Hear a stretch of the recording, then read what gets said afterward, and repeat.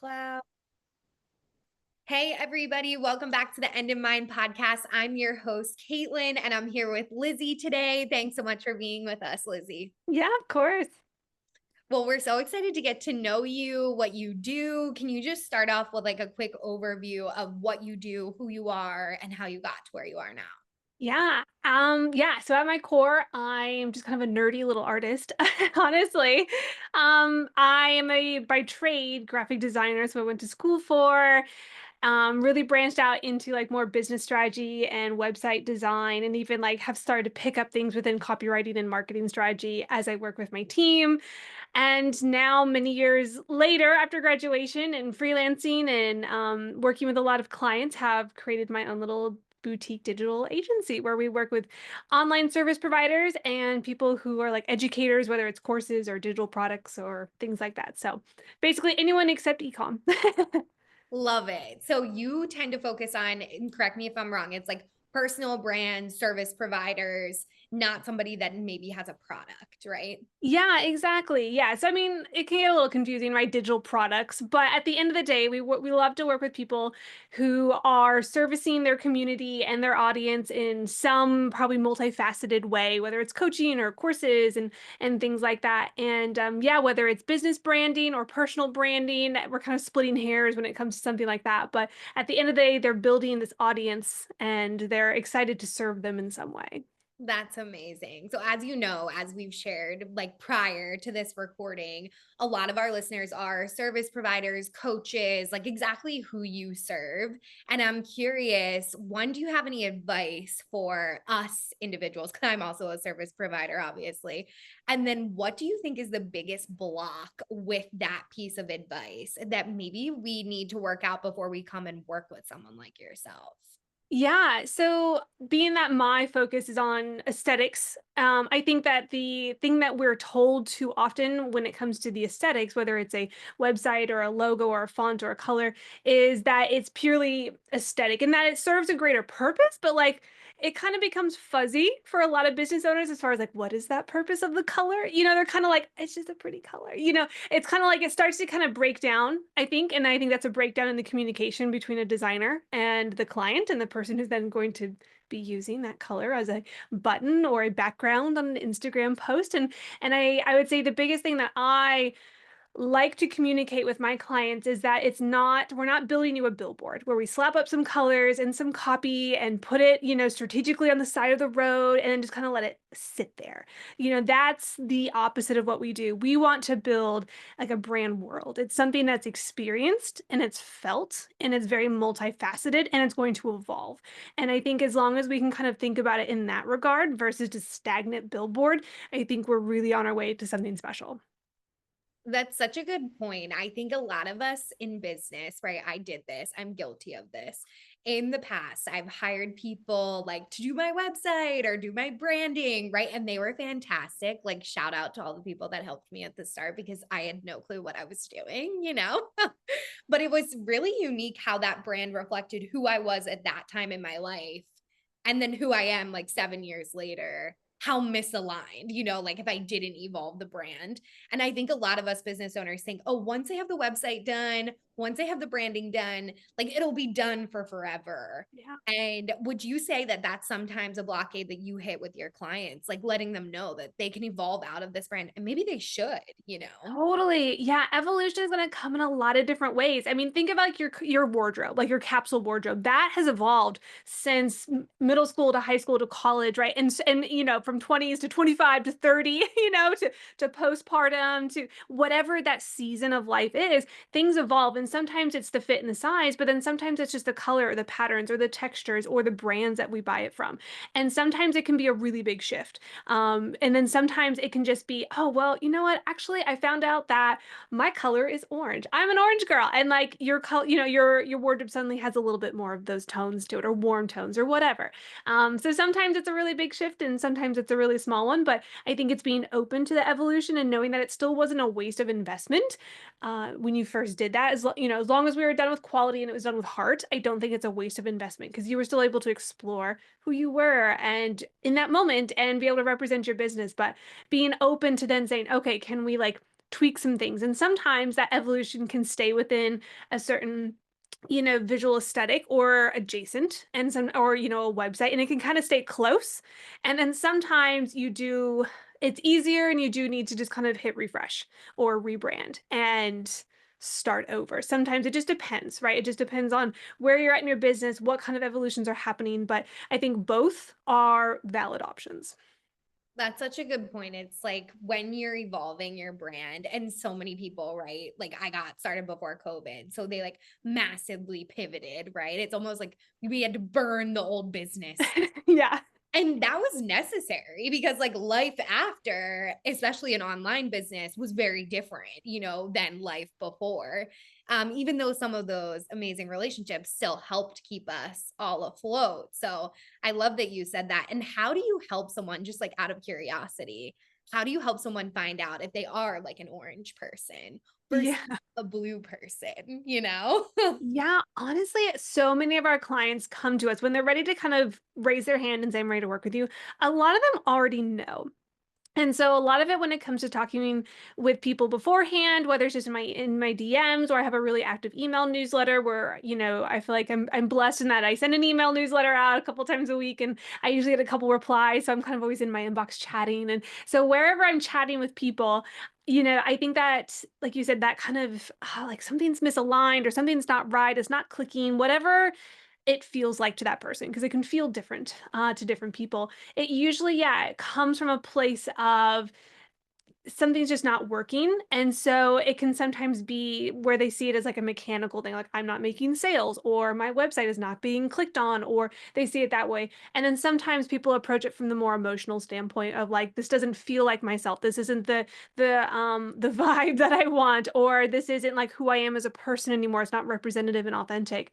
So I would say most of the time it's just through like talking with them, or the things that we're kind of, with my content, just kind of talking to them about like, what is a brand world? What is it that you're helping people experience and create?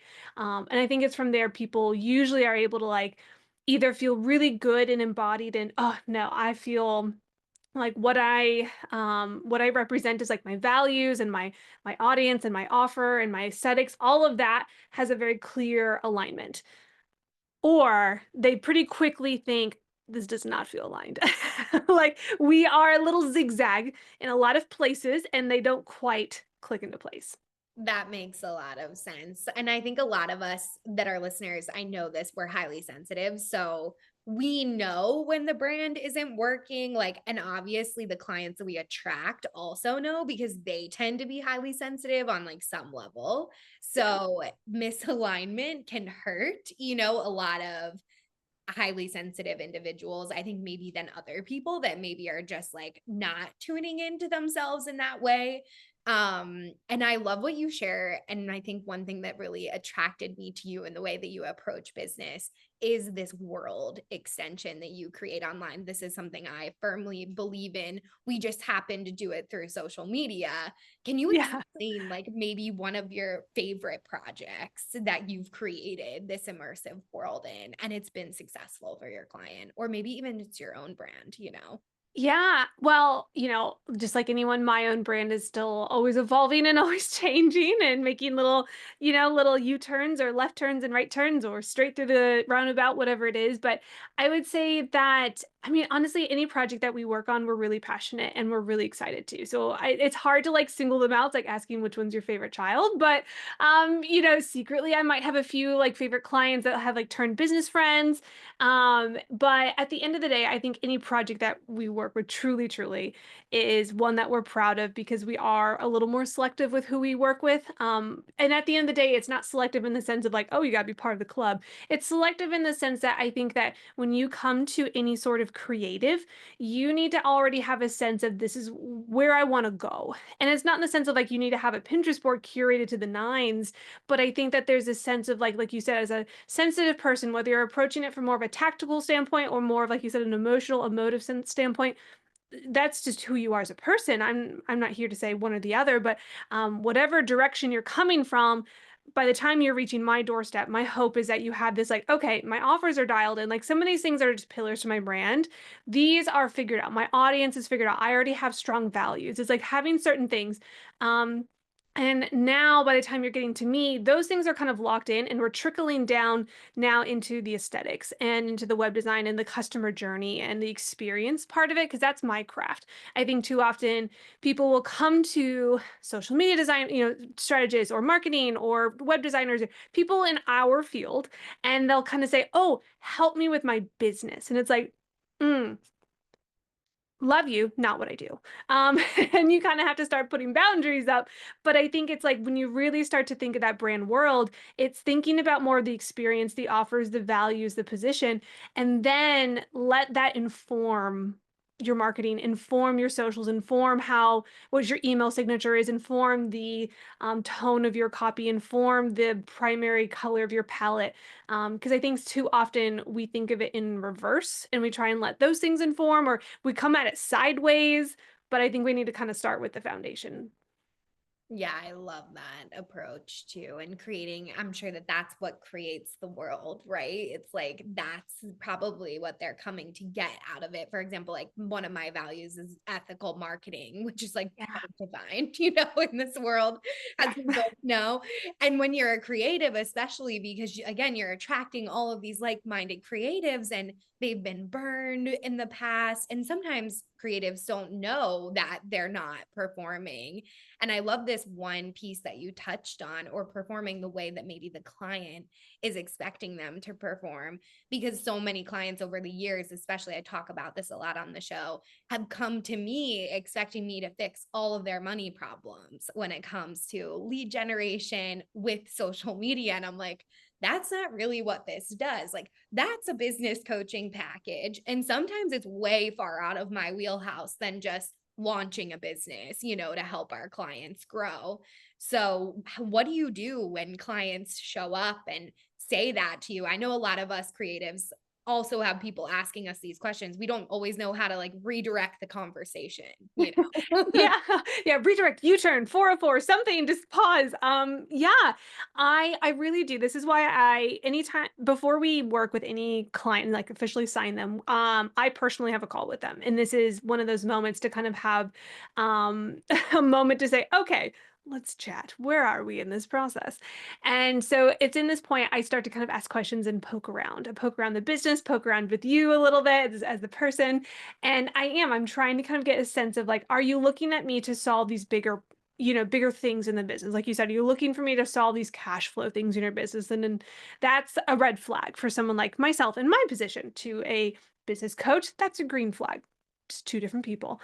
But I think for me, yes, I'm looking for ensuring that you have those foundational pieces like your values, your offers, and your positioning, and you have a sense of self that you're ready to represent. And obviously, that's going to look a little different. Who I am online is a little different than who I am to my friends locally, to maybe who I am to like my mom and my dad, and family. So, whatever that version of yourself and the business you're ready to represent and have kind of visually represented, that's what I'm looking for. I'm kind of looking for like up to that point, have you kind of worked over those hurdles? Have you worked through those things and those pillars essentially?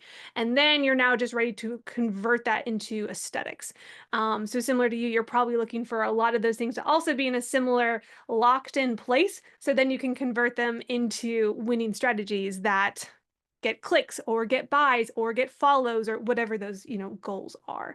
So yeah, it really is looking for those things, because once you have those things, and then once you have the final pieces of like what I can provide or what you can provide, whether it's marketing or the visuals and aesthetics, you now have this like brand filter. And now it just becomes so much easier. I posted about this literally today on my Instagram, but it's this, you think of like photography filter you put on your lens, and it just changes everything that you see through that lens. You look out of the lens and it's colorful, and you look through the lens and now all of a sudden everything's black and white.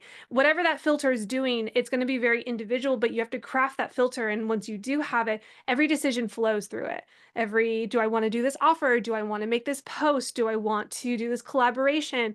And it just becomes easy because that filter is made up of your aesthetics, your values, your offers. And I think that's the beauty of building that brand world first with intention, is because then you have this filter and decisions in the business become so much easier. Such a great analogy. I love that because and we really don't think about it. Like most of us are just doing it, right? So it's hard to describe it until you're experiencing it. So I think our listeners will really resonate with what you just shared. And if any of our listeners aren't resonating, I highly recommend just reaching out to Lizzy and I. We can start a group chat, we can help you, or Yes.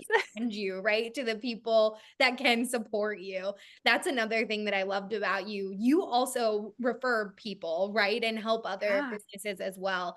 I'm a firm believer in that. Like, if I can't solve the problem, I'm like, I know somebody that possibly can, you know? So have that conversation absolutely. with them.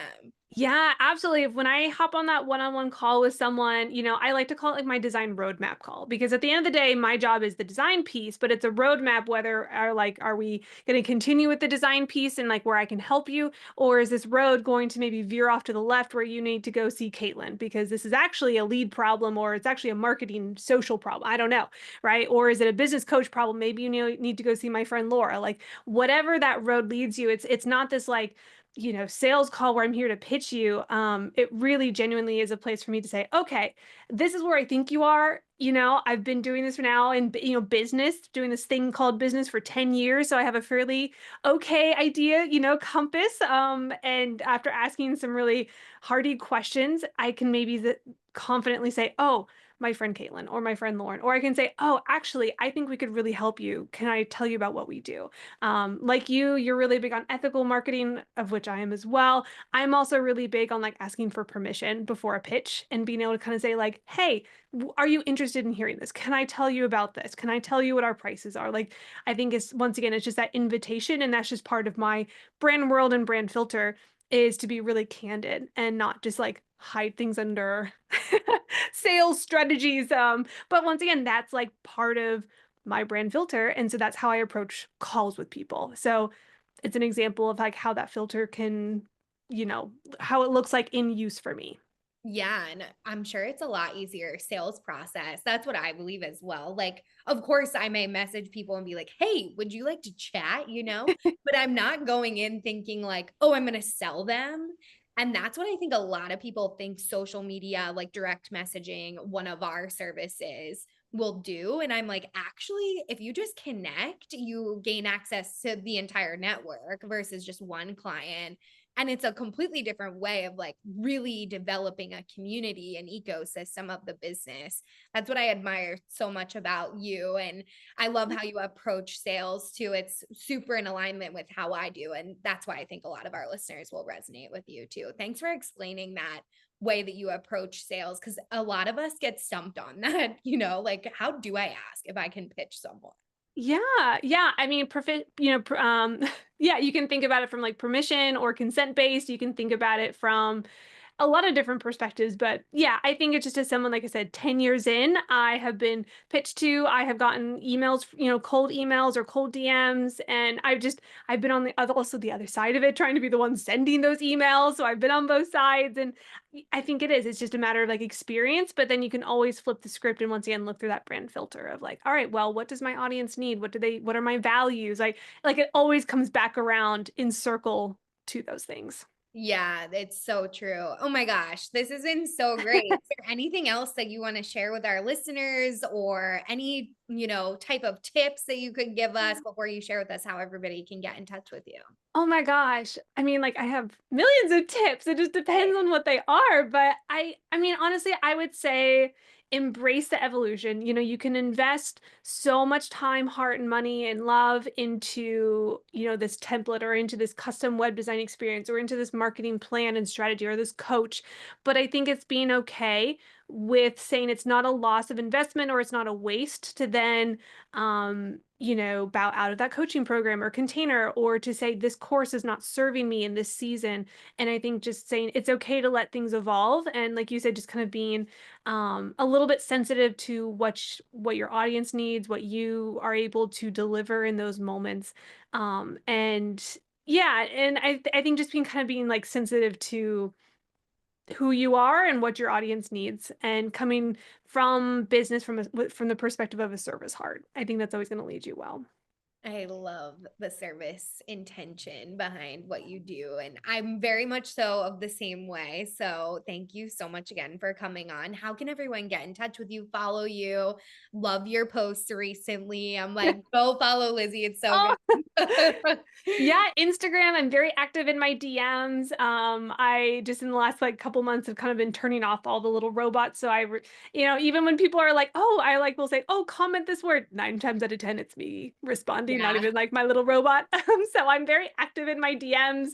And then yeah, I do have a really, like I said, active newsletter where I'm just sending out. It's not a pitch fest. It's just me genuinely trying to provide value and perspective and kind of help you shape that brand world with tips and tricks and ideas and thoughts and analogies that come to my little brain. Beautiful. And we'll have all those links in the show notes below. For anybody multitasking, you can always DM me. I'll connect you with Lizzy as well or share those links. Thank you so much. This was so great. Yes, thank you. Okay.